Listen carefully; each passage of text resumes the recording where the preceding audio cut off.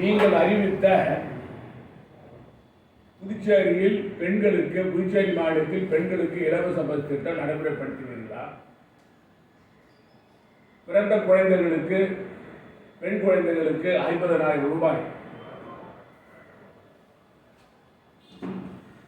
அவருடைய வங்கி கணக்கில் போடுவோம் என்று சொன்னீர்களா? அதை நிறைவேற்றுவீர்களா? அல்லது குடும்ப தலைவர்களுக்கு 1000 ரூபாய் கொடுப்போம் என்று சொல்லி அதை 20,000 பேரோடு நிறுத்திவிட்ட நீங்கள் இதை எப்படி நடைமுறைப்படுத்துவீர்கள்?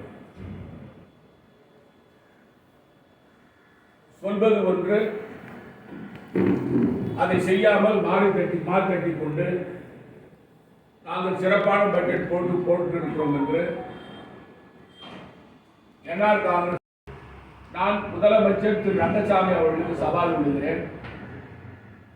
இங்கே புதுச்சேரி மாநிலத்தில் சுமார் 90,000க்கு மேற்பட்ட வறுமை கோட்டிற்கு கீழே இருக்கின்ற குடும்பத்தினுடைய தலைவர்களுக்கு நீங்கள் மார்ச் மாதத்தில், ஏப்ரல் மாதத்தில் இருந்து 2,500 ரூபாய் கொடுப்பீர்களா?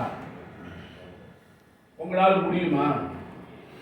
அரசு பள்ளியில் படிக்கின்ற பெற்றோரை இழந்த பிள்ளைகளுக்கு ஏப்ரல் மாதத்திலிருந்து நீங்கள் 1000 ரூபாய் கொடுப்பீர்களா? இதை உறுதி செய்ய வேண்டும். திட்டத்தை அறிவிப்பது, அவருடைய சட்டமன்ற உறுப்பினர்கள் அவரை பாராட்டுவது, அதற்கு பிறகு அந்த திட்டத்தை கிடைப்பில் போடுவதுதான் திரு ரங்கசாமி அவருடைய வாடிக்கையாக இருந்து வருகிறது. இது மக்களை ஏமாற்றுகின்ற வேலை. இது கண்டிப்பாக முதலமைச்சர் இந்த பட்ஜெட்டில் அறிவித்த திட்டங்கள் நடைமுறைப்படுத்த முடியாது, சாத்தியம் இல்லை. அதற்கு காரணம் நிதி பற்றாக்குறை, வருமானம் பெருகவில்லை. மத்திய அரசிலிருந்து நீங்கள் வாங்குகிற மானியமே 2,300 கோடி ரூபாய் தான். வெளி மார்க்கெட்டில் 2,100 கோடி ரூபாய் கடன் வாங்குகிறீர்கள். அது மட்டுமல்லாமல் துணைநிலை ஆளுநர் தன்னுடைய உரையில மிகப்பெரிய பட்டியலை கொடுத்திருக்கிறார்.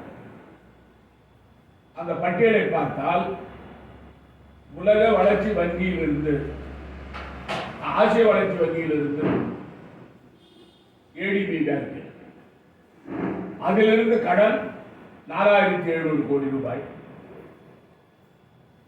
அது கட்டுமான பணிகளுக்கும், புனித நீருக்கும், சாலை வசதிகளுக்கும், கழிவுநீர் வெளியேற்றுவதற்கும் அது ஒரு திட்டம்.